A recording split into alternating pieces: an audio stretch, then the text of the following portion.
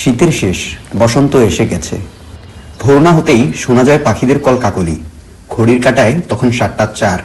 হাতে কোদাল আর ঝাঁকা, চোখ জুড়ে চিন্তার ছাপ নিয়ে সহস্রাধিক মানুষ এসে মিলিত হয়েছেন ফেনীর জিরো পয়েন্টে। শ্রম বিক্রি করে দারিদ্র্যের লাগাম টেনে ধরতে দেশ বিদেশে ঘোরেন দক্ষ শ্রমিকেরা। তাই প্রত্যেক দিন ভোরে রাজমিস্ত্রি, কাঠমিস্ত্রি, রংমিস্ত্রি ও দিনমজুর সহ বিভিন্ন পেশার শ্রমজীবী মানুষে ভরে ওঠে ফেনীর জিরো পয়েন্ট। শ্রমিক কিনতে আসেন অনেক প্রতিষ্ঠানের ঠিকাদার ও মালিকরা। জানা গেছে প্রায় 3 যুগেরও বেশি সময় ধরে ফেনী শহরের জিরো পয়েন্টে প্রধানত উত্তরবঙ্গের শ্রমজীবী মানুষ আসে এই শ্রমহাটে। কাজ ভেদে 700 থেকে 1000 টাকা মজুরিতে জেলার বিভিন্ন জায়গায় কাজ করতে যান তারা।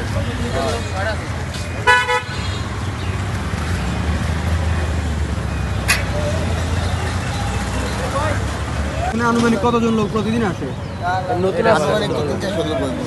এখানে আনুমানিক এখানে লোক আসে 5000-6000-এর উপরে আসে লোক এখানে প্রতিদিন। হ্যাঁ, কাজের জন্য আসে ওরা।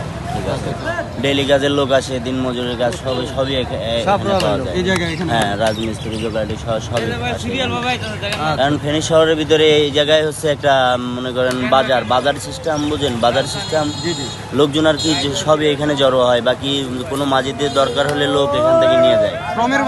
হ্যাঁ হ্যাঁ হ্যাঁ, ধরেন প্রত্যেকটা লেবারই এখানে আসে, যদি কাম দরকার হয় বাকি কামে যাওয়ার দরকার হয় তারা সবই এখানে চলে আসে। আপনারা তো কাজের সূত্রে বিভিন্ন জায়গায় ঘুরেছেন সারা দেশে, আর কোথাও কি এই জিনিসটা দেখেছেন কিনা?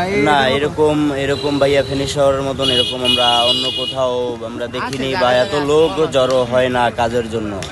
ঠিক আছে, এই জায়গাটাই শুধু ফেনী এই টাং রোডেই এত লোক জড়ো হয় কাজের জন্য। এটা কখন দেখা যায় মূলত ফেনীতে? কোন সময়টা? ফেনীতে সকাল টাইমে বেশিরভাগই আসে লোকজন, সকাল টাইমে। হ্যাঁ, উত্তরবঙ্গে আমাদের বাড়ি। এখানে কি ফেনীতে? আমরা এখানে আসছি, ঢালাই কাজ করি, ফেনীতে থাকি, উত্তর সদেপুর থাকি। এখানে আসছি আমরা, এখন 2টা লোক নিয়ে যাব কাজের উদ্দেশ্যে আমরা বেরোইছি। এখন আমরা কাজে যাব, তারপরে কাজ ধরবো। কাজ আমরা চিটাং লাইনে কাজ করি।